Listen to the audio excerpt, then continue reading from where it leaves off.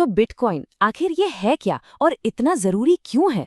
अच्छा जरा सोचिए, जब 1972 में ईमेल आया था, क्या वो परफेक्ट था? बिल्कुल नहीं। बिटकॉइन की कहानी भी ना कुछ कुछ वैसी ही है।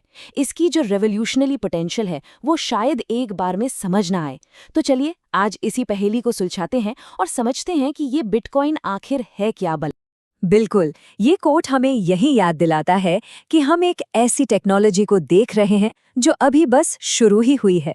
लेकिन इसकी ताकत को समझने के लिए ना हमें पहले उस बड़ी प्रॉब्लम को समझना होगा जिसे बिटकॉइन सॉल्व करने की कोशिश कर रहा है। पहला सेक्शन, हमारी बिचौलियों की दुनिया।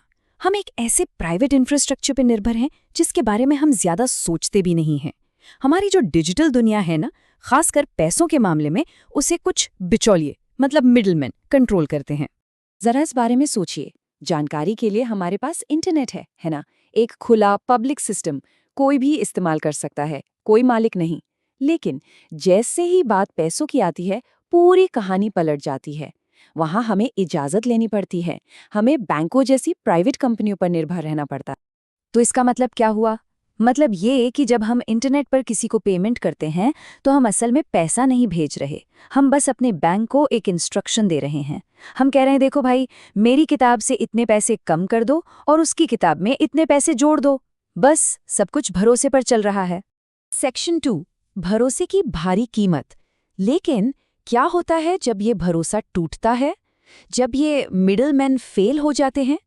जैसा कि हम देखेंगे, इसकी कीमत बहुत ज्यादा हो सकती है। चलिए कुछ हैरान कर देने वाले एग्जाम्पल्स देखते हैं। शुरुआत करते हैं इक्विफैक्स डेटा ब्रीच से।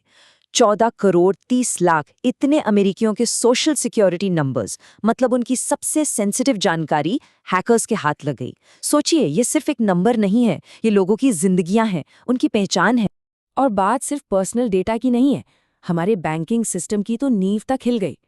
पंजाब नेशनल बैंक से 1.8 अरब डॉलर्स, जी हां, बिलियन डॉलर्स चोरी हो गए। ये इतिहास की सबसे बड़ी इलेक्ट्रॉनिक बैंक रॉबरी थी। कोई बंदूक नहीं, कोई मास्क नहीं, सिर्फ कीबोर्ड का इस्तेमाल हुआ। और ये प्रॉब्लम सिर्फ पैसों या डेटा तक ही सीमित नहीं रही, ये हमारे पूरे डिजिटल जीवन में घुस आई है। जरा सोचिए, 12 लाख 1.2 मिलियन इंटरनेट से जुड़े डिवाइसेस, मतलब हमारे घरों में लगे कैमरे, राउटर्स, इन सबको हैक करके एक आर्मी बना दी गई, एक बॉटनेट। और फिर इस आर्मी का इस्तेमाल यूरोप और नॉर्थ अमेरिका की बड़ी बड़ी वेबसाइट्स को बंद करने के लिए किया गया। अब बात यहाँ से और भी ज्यादा डरावनी हो जाती है, क्योंकि अब खतरा सिर्फ स्क्रीन पर नहीं है, वो हमारी असली दुनिया में आ चुका है।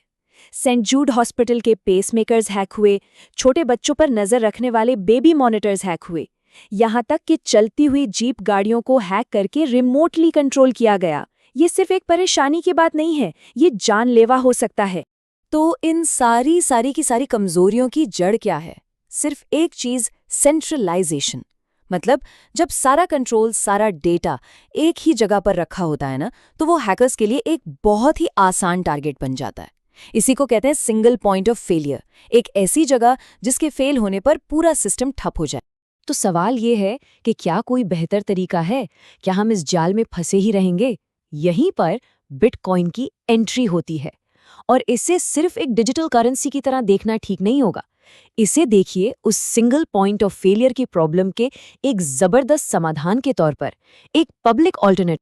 तो आखिर ये बिटकॉइन है क्या? सबसे आसान शब्दों में कहें तो ये पैसों के लिए इंटरनेट है। ये दुनिया का पहला पब्लिक डिजिटल पेमेंट इंफ्रास्ट्रक्चर है। मतलब कोई भी कहीं से भी किसी को भी वैल्यू भेज सकता है या रिसीव कर सकता है, बिना किसी बैंक या बिचौलिए पर भरोसा किए।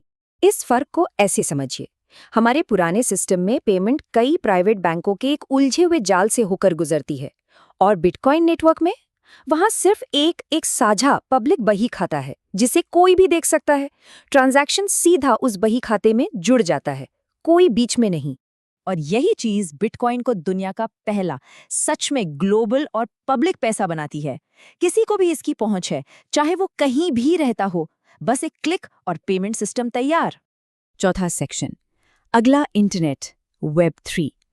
अब यहाँ से चीजें और भी दिलचस्प होती हैं, क्योंकि बिटकॉइन सिर्फ पैसों की बात नहीं है, ये एक बहुत बड़ी पिक्चर का सिर्फ एक हिस्सा है, एक नए इंटरनेट का हिस्सा, जिसे हम कहते हैं वेब 3। पढ़ने और लिखने से लेकर मालिक बनने तक। इंटरनेट की एवोल्यूशन को समझने के लिए इसे 3 हिस्सों में देख सकते हैं।